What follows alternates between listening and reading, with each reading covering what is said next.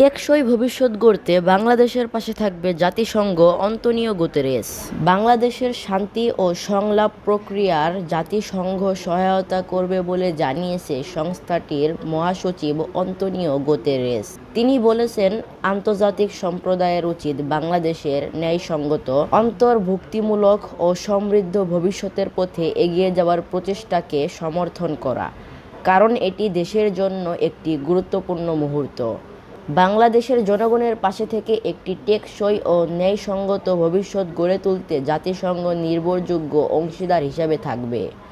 শনিবার রাজধানীর এক হোটেলে পররাষ্ট্র উপদেষ্টা তৌহিদ হোসেনের সঙ্গে যৌথ সংবাদ সম্মেলনে তিনি এসব কথা বলেন। গুতেরেস বলেন, বাংলাদেশ গুরুত্বপূর্ণ সংস্কার ও পরিবর্তনের পথে এগোচ্ছে।